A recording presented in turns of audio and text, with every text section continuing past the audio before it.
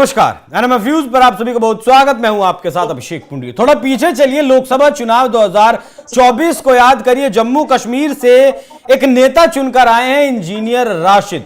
आतंकवाद के उनके ऊपर आरोप लगे हैं। पंजाब से एक खालिस्तानी चुनकर आया है, उनके ऊपर भी आतंकवाद जैसे आरोप लगे हैं गंभीर धाराओं में। ये लोग ऐसे हैं जो जेल में बैठकर चुनाव लड़े और चुनाव जीते भी। लेकिन अगर आप कोई नौकरी कर रहे हैं, छोटी मोटी नौकरी कर रहे हैं, सरकारी नौकरी कर रहे हैं, आपके ऊपर कोई एलिगेशन, कोई आरोप अगर आपके ऊपर लग जाता है तो आपको सस्पेंड कर दिया जाता है। जांच आपके ऊपर बैठ जाती है। अगर आप दोषी पाए जाते हैं तो नौकरी खत्म। अगर आप दोषी नहीं पाए जाते हैं तो तब तक तो सस्पेंड रहे हैं, उसके बाद नौकरी पर बहाली कर दी जा सकती है। लेकिन अब इसी को लेकर मामला सुप्रीम कोर्ट पहुंचा है कि जब एक सरकारी नौकर के लिए, सरकारी नौकरी करने वाले के लिए कानून इतना सख्त है, तो फिर नेता को अगर सजा होती है तो वो सिर्फ 6 साल तक ही कानून माफ कीजिएगा चुनाव क्यों नहीं लड़ सकता, और जो लोग अपराधी हैं वो कैसे कानून बना सकते हैं। यह मामला सुप्रीम कोर्ट में पहुंचा है। क्या कुछ हुआ है इस मामले में, उसी पर ज्यादा चर्चा करने के लिए मेरे साथ मौजूद हैं दिल्ली हाईकोर्ट के वकील योगेश अग्रवाल जी। सर, बहुत बहुत स्वागत है आपका। क्या कुछ हुआ आज सुप्रीम कोर्ट में? मुझे तो बड़ा अच्छा लगा ये पिटीशन जिसने भी डाला। जी देखिए, एक PIL पब्लिक इंटरेस्ट लिटिगेशन डाली गई है एडवोकेट अश्वनी उपाध्याय जी के थ्रू, और इसके अंदर चैलेंज करा गया है सेक्शन 8 और 9 of representation of people act, जो ये बोलता है कि अगर कोई पर्सन किसी क्रिमिनल ऑफेंस के अंदर कन्विक्टेड हो जाता है, मतलब उसको मान लिया जाता है कि इसने ये ऑफेंस करा है, तो वो 6 साल के लिए इलेक्शन नहीं लड़ सकता। जबकि जो आपने बोला कि अगर कोई पर्सन किसी के खिलाफ आरोप भी लगता है, सरकारी नौकरी में होता है, तो उसको इमीडिएट इफेक्ट से सस्पेंड कर दिया जाता है जब तक वो केस के अंदर बरी ना हो जाए। तो यहाँ पर इस पिटीशन के अंदर कहना यही है इनका कि जब एक सरकारी नौकर जो सरकार के लिए काम करता है, अगर वो किसी क्रिमिनल केस के अंदर आरोपी होता है तो उसको सस्पेंड कर दिया जाता है। तो ऐसे कानून तोड़ने वाले लोगों को जो कन्विक्ट भी हो जाते हैं, उनको खाली 6 साल के लिए ही क्यों डीबार करा जाता है? क्यों नहीं उनको लाइफ टाइम के लिए इनको डीबार कर दिया जाए? क्यों ऐसे लोगों को मौका दिया जाए कि वो संसद में बैठ करके लॉ बनाए? तो मेन बात यही है। और इसके अंदर ये सारा डाटा भी इसके अंदर शेयर करा गया। आज की डेट में 42% ऐसे लोग हैं लोकसभा के अंदर जो बैठे हैं जिनके खिलाफ क्रिमिनल केसेस चल रहे हैं। 48%, लगभग 42%, 42, लगभग 42% ऐसे MPs हैं लोकसभा में जो बैठे हैं जिनके खिलाफ क्रिमिनल केस चल रहे हैं। तो इसका मतलब है कि कानून तोड़ने वाले ही बैठ करके वहां पर कानून बना रहे हैं।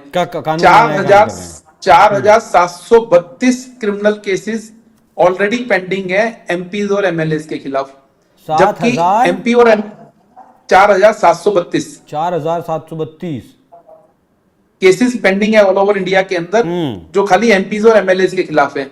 892 केस रजिस्टर्ड हुए हैं 2024 के अंदर लॉ मेकर्स के अगेंस्ट। तो बेसिकली इस पूरी पिटीशन का कहना यही है कि जब ऑलरेडी MP MLAs की कोर्ट बना दी गई है, स्पेशल कोर्ट बना दी गई है पूरे इंडिया के अंदर, 10 शहरों के अंदर ऐसी स्पेशल कोर्ट बना दी गई है जहां पर इनका फास्ट डिस्पोजल के लिए रखा गया है कि जल्दी से जल्दी अगर किसी MLA MP के खिलाफ कोई केस रजिस्टर होता है तो उनको इमीडिएटली डिसाइड करा जाए।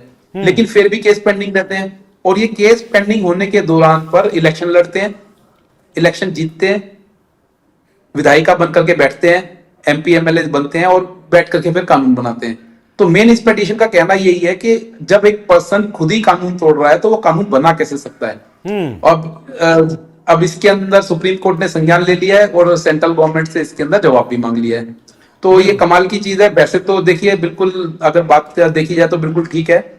जब एक सरकारी मुलाजिम अगर किसी केस के अंदर आरोपी भी पाया जाता है तो उसको इमीडिएट इफेक्ट से उस काम से हटा दिया जाता है। तो कैसे एक कानून तोड़ने वाला बैठ करके कानून तोड़ने के बावजूद भी कानून बना सकता है? अब इसके 2 पहलू हैं, क्योंकि जब MP MLA बनते हैं तो पब्लिक डोमेन में आ जाते हैं ये लोग। अब जब पब्लिक डोमेन में आते हैं तो बहुत सारे झूठे आरोप भी लगते हैं इनके खिलाफ। तो अब झूठे आरोप हैं, आरोप जब तक साबित नहीं होंगे वो कन्विक्ट नहीं होंगे। लेकिन बात इतनी है कि कन्विक्ट होने के बाद भी उनको खाली 6 साल के लिए ही डीबार करा जाता है। तो यहाँ पर इस पिटीशन के अंदर सेक्शन 8 और section 9 of representation of people act को एक तरीके से चैलेंज करा गया है। आसान भाषा में अगर समझें तो मतलब जो 6 साल वाली जो लिमिट है उसको खत्म ही कर दिया जाए। उसको खत्म करने के लिए उसको एक तरीके से बोला गया है कि जो अगर कोई पर्सन कन्विक्ट हो जाता है तो उसको इलेक्शन लड़ने का मौका ना दिया जाए, ताउम्र के लिए। ये बिल्कुल सही काम किया है। और तो ये पिटीशन कहां तक पहुंची है? अभी इसके अंदर नोटिस हो गया है, सरकार को, केंद्र सरकार को इसके अंदर जवाब तलब करा गया है। अब इस केस के अंदर जो सीनियर एडवोकेट विकास सिंह है वो इसको देख रहे हैं, और इसके अंदर जो पेटिशनर है PIL डालने वाले हैं वो अश्वनी उपाध्याय जी। अगर सरकार जवाब नहीं देती है?